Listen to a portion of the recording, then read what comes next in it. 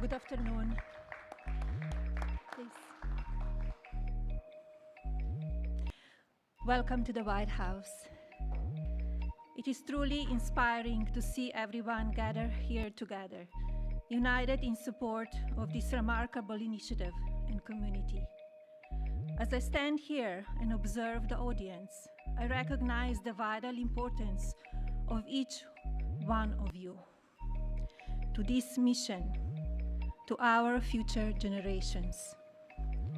In particular, I would like to thank the cabinet secretaries, Congress members, scholarship donors, and various organizations for their unending advocacy. A special thank you to my husband for his enduring commitment to fostering the future. The President has prioritized America's foster care children, and shortly, he will sign our Fostering the Future Executive Order. Too many people from foster care community end up homeless, in danger on America's streets. It was 2021 when I developed the idea to establish an impactful platform with an important mission to provide individuals from the foster care community the ability to secure an entry-level job position and, in turn, financial independence. Fostering the Future, a Be Best initiative, provides individuals from the foster care community with technology-based scholarships to attend colleges and universities throughout America. Fostering the Future sets these individuals on their career paths, but more significantly, it equips each scholarship recipient with a fundamental foundation of knowledge that will endure throughout their lifetimes. Permanency for those who embody the fleeting. I applaud the American universities that have joined my mission, institutions like Vanderbilt University, University of Miami, and Villanova University. Following graduation, scholarship recipients from my program are prepared to enter the workforce and ultimately become leading executives. Predictably, they will manage thousands of employees and generate significant value for American communities through job creation, access to healthcare, food security, and other societal benefits. This executive order, Fostering the Future for American Children and Families, gives me tremendous pride. It is both empathetic and strategic. It will certainly be impactful.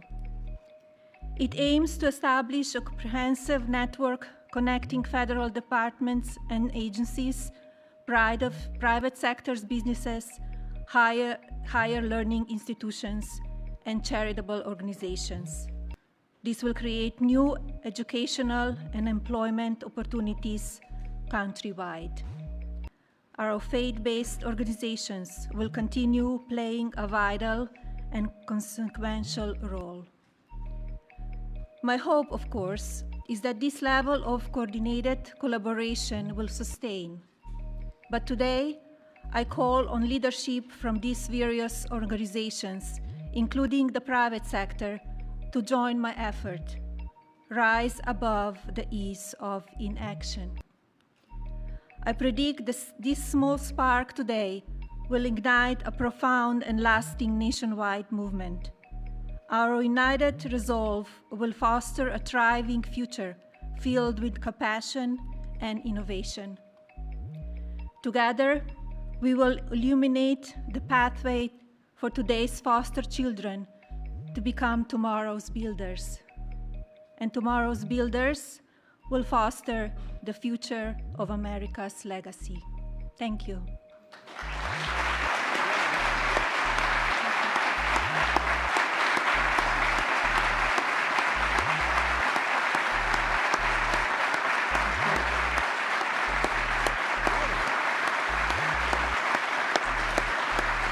It is my pleasure to introduce my husband, the President of the United States, Donald J. Trump.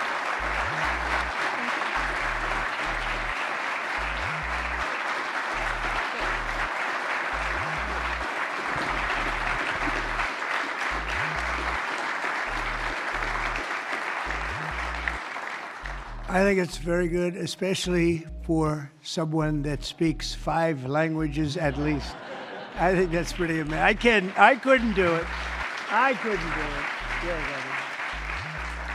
well, thank you, Melania. And our country is truly blessed to have this magnificent and very caring First Lady. They love her. Every time I get up and make a speech, they say, "We want our First Lady." I said, "What the hell? I'm not good enough? I'm not good."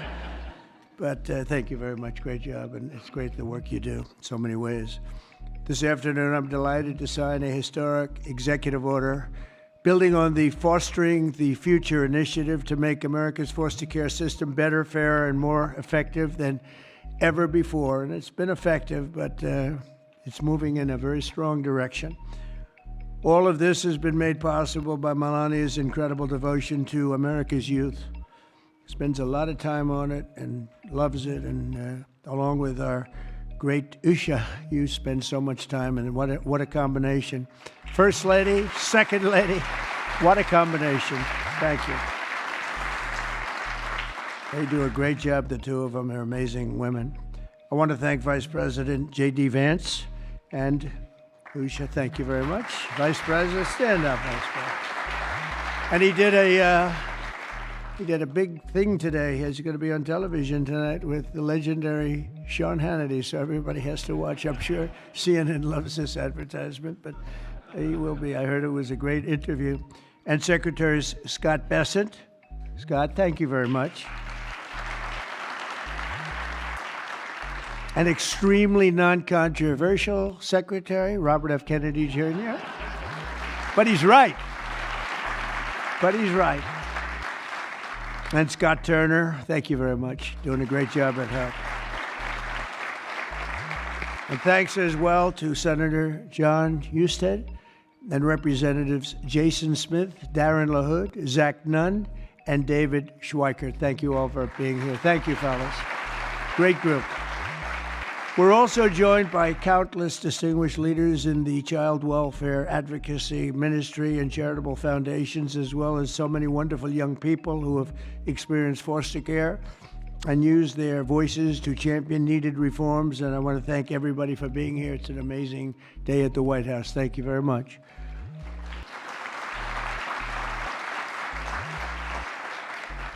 And right behind me, by the way, in about 2 years from now, we'll use a much bigger room because we had to turn away a lot of people. And it'll be right here. This will be the entrance. That's a knockout paddle. It's called a knockout. It looks pretty nice right now, but it's going to look a lot better in a little while. And we're going to go from this room into a room that seats a few more people, and it's going to be beautiful. But I just noticed I happen to be standing here, Peter, and I thought I might as well get you a shot right now. A nice, beautiful shot at the future entrance to something that's really become very popular, the ballroom. They've wanted it for 150 years, and they're getting it, and they're getting the best. It'll be the best anywhere in the world.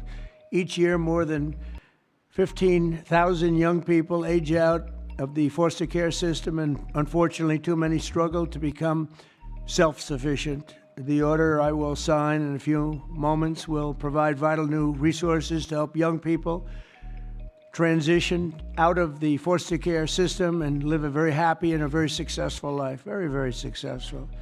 With this order, I'm directing the heads of the key federal departments and agencies to establish a Fostering the Future program in coordination with our wonderful First Lady's office. They're coordinating, and they've already been coordinating for quite some time, and I think I hear it's going really well. You're going to have when she gets involved in things, it works, I can tell you that.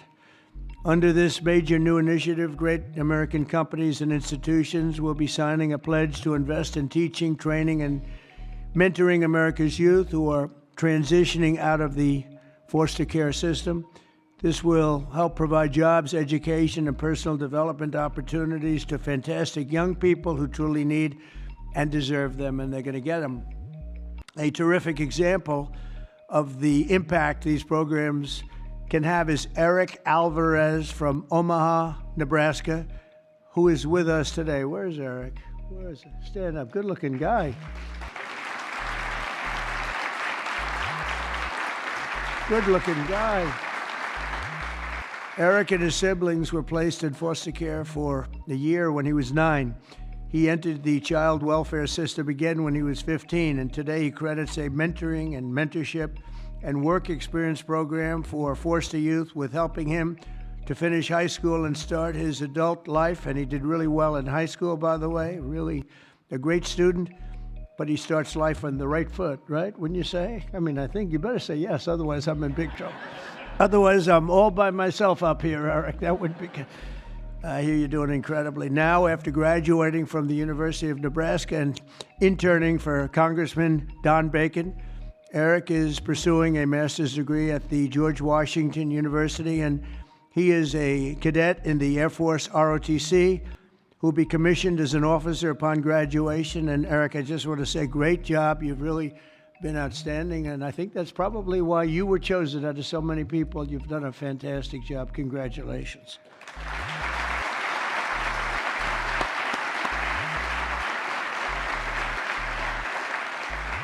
The new initiative we're establishing will also create an opportunity for foster youth to take full responsibility of the federal tax credit scholarship program established by the One Big Beautiful Bill.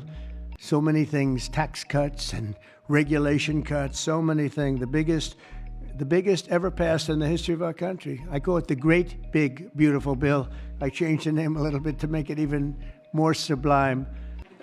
But it is, there's so many things in there for everybody. We had a choice. We could have done it in 9 different bills or try for the one, and everybody said, no, let's do it in 9. It'll be easier. Actually, it wouldn't have gotten done. And JD and I and Scott and all of us got together and we said, let's give it a shot, and we got it passed. And it was an amazing thing, but it's going to help a lot of people. There's never been anything like it. As in one bill, there's never been anything close. And when you see what's going on with the Democrats, we're lucky we got it passed because we don't have to do anything. All we have to do is implement it now, and we'll be implementing it all over the place. If you think about it, no tax on tips, right? No tax on Social Security, all of the different things, no tax on overtime. You get deductions if you buy a car. You take an interest rate deduction, an interest deduction against your income tax. It's never happened. Nothing like this has really ever been approved to this extent. And so it is one great, big, beautiful bill. But using the tax credit will expand occupational training, education, and financial literacy programs for the foster youth and make it possible for more of them to attend the school of their choice. Choice is a great word for a lot of reasons, but it's a great thing with education. And we'll also create the new Fostering the Future online platform to help young people find the access and really get great housing, very, very important and beautiful housing, healthcare, and other resources available to foster youth and those transitioning out of foster care. And we think that's going to happen with many, many people, many more than you have right now. Under the Trump administration, we believe that every American child deserves a safe and loving home, and we're determined to support the amazing families who help make that happen. And we have some of those families in the room today, and I just want to thank you all for being in the White House. There is no place like this, and we want to thank you very much for being here. Great families. Thank you very much. Faith-based, thank you.